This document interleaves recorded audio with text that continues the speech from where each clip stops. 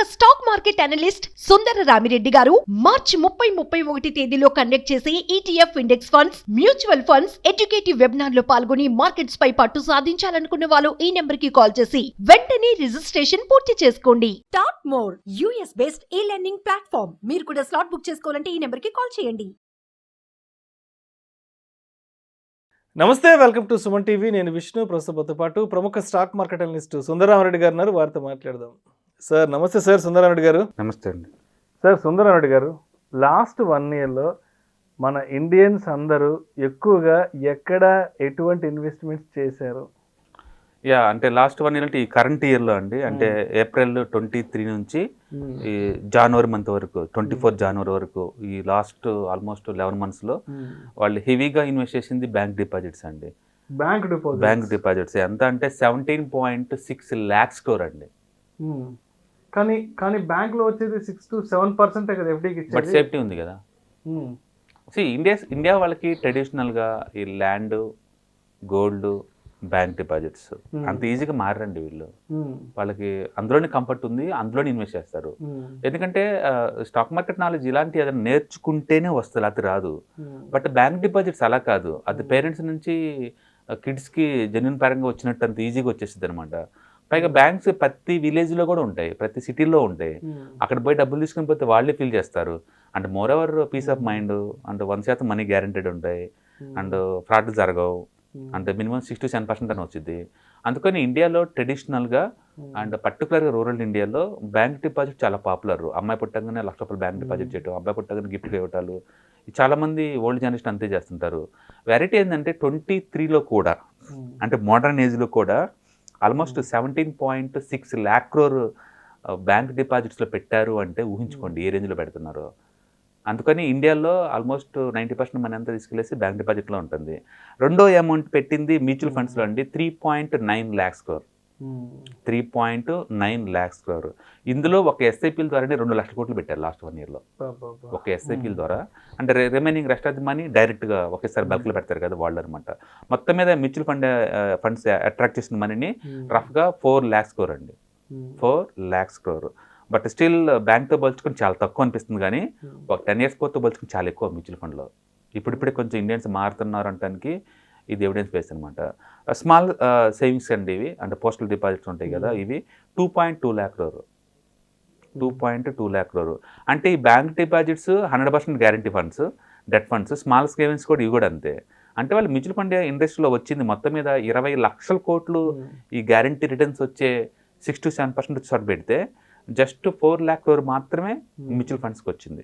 అది కూడా mutual fund చాలా హాట్ అండ్ ఎక్కువ డబ్బులు వచ్చిన తర్వాత.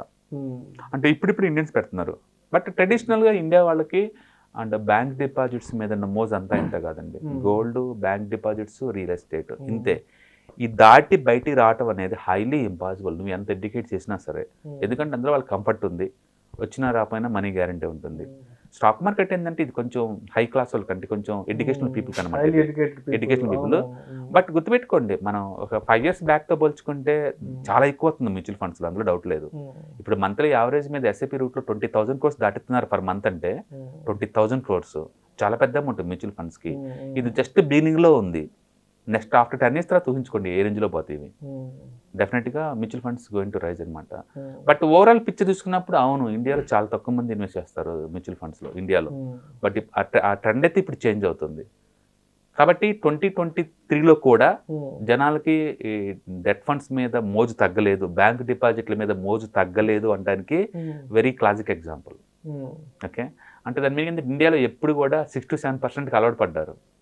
వాళ్ళకి అమౌంట్ ముఖ్యం కాదు, సేఫ్టీ ముఖ్యం, సెక్యూరిటీ ఇంపార్టెంట్, అలా చూసుకుంటున్నారు. బహుశా వాళ్ళకి ఇంకా ఇన్ఫ్లేషన్ గురించి అంత ఐడియా లేదు. పల్లెటూరులో ఏం ఖర్చులు ఉంటాయండి, పల్లెటూరులో ఖర్చులు ఉండవు, ఇన్ఫ్లేషన్ వాళ్ళకి ఏమి ఉండదు కదా. బహుశా దానివల్ల అయి ఉండొచ్చు అది.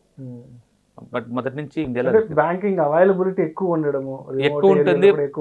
రెండోది ఏంటంటే వేరే చోట ఎక్కడ పెట్టాలో తెలియదు వాళ్ళకి, ఎగ్జాక్ట్లీ వేరే చోట ఏం తెలియదు అనమాట. గోల్డ్ పెడతానికి కూడా వాళ్ళకి ఇన్సెక్యూర్ ఫీల్ అవుతారు, ఎక్కడ దాచాలి దాన్ని. అందుకని గోల్డ్ అంత అవైలబిలిటీ కూడా ఉండదు. అందుకని ప్రతి పల్లెటూరులో ప్రతి వ్యవసాయం చేసుకునే వాళ్ళు ఏంటంటే మోర్ సెక్యూర్గా ఈ బ్యాంకులకి వెళ్ళిపోవటం అలవాటు వాళ్ళకి. అందుకని కొంచెం అమౌంట్ ఉండగానే 1000, 5000, 10,000 కాగానే బ్యాంకులో వెళ్ళి ఫిక్స్డ్ డిపాజిట్ చేసి అలా దాచుకుంటూ ఉంటారు అనమాట. సో యా 17.6 lakh crore చాలా పెద్ద అమౌంట్ అది బేసికల్గా. Hmm. బట్ యా ఇండియాలో Hmm. అది మామూలు విషయం. Right. రియల్ ఎస్టేట్ ఒకటి ఇది ఒకటి కామన్ అది. Okay. Hmm. కాబట్టి 2023లో కూడా Hmm. Still bank deposits are very hot. Hmm. Very hot. But స్లోగా మ్యూచువల్ ఫండ్ గెయిన్ అవుతుంది ఇప్పుడిప్పుడే. అవును. డెఫినెట్గా మ్యూచువల్ ఫండ్స్ కూడా కొంచెం కొంచెం పెరుగుకుంటూ పోతాయి, Hmm. అందులో డౌట్ లేదు. ఎందుకంటే ఇవాళ రేపట్లో పల్లెటూళ్ళు కూడా అంటే వ్యవసాయం చేసే వాళ్ళందరూ కూడా ఆల్మోస్ట్ అందరూ బీటెక్ గాయసే. Hmm. అంటే ఇంతకుముందు వ్యవసాయం అంటే ఏలుముద్రగాళ్ళు అనడానికి వీలు లేదు. Hmm. మేము చిన్నప్పుడు చాలా మందికి చదవటం కూడా రాదు. Hmm. బట్ ఇప్పుడు అందరూ డ్రోన్స్లో మందులు కొడుతున్నారు. సిస్టమ్ మారిపోయింది అవును, 30 technology ఇయర్స్లోనే. update అయింది. అవును. అందుకని ఆ జనరేషన్ అయిపోవచ్చింది. ఈ కొత్త జనరేషన్ బీనింది కాబట్టి, అంటే పల్లెటూళ్ళు కూడా మోడర్నైజ్ అవుతున్నాయి కాబట్టి డెఫినెట్గా ఈ మ్యూచువల్ ఫండ్ పెనిట్రేషన్ అనేది రూరల్ ఇండియాకి వెళ్ళిపోద్ది. Hmm. అంటే ఎక్కువ రిటర్న్ వస్తాయి కాబట్టి మ్యూచువల్ ఫండ్స్కి వెళ్ళిపోతారు అందరూ. Right. Right. Okay.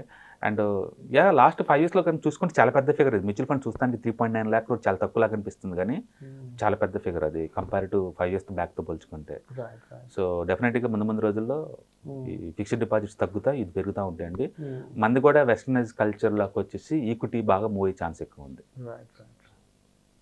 Thank you, sir. ప్రముఖ స్టాక్ మార్కెట్ అనలిస్ట్ సుందర రామిరెడ్డి గారు మార్చి 30-31 తేదీలో కండక్ట్ చేసే ETF index funds, mutual funds, educative webinar లో పాల్గొని మార్కెట్స్ పై పట్టు సాధించాలనుకునే వాళ్ళు ఈ నెంబర్ కి కాల్ చేసి వెంటనే రిజిస్ట్రేషన్ పూర్తి చేసుకోండి. సుమన్ టీవీలో మీ పర్సనల్ అండ్ బిజినెస్ ప్రమోషన్స్ కోసం కింది నెంబర్ కి కాంటాక్ట్ చేయండి.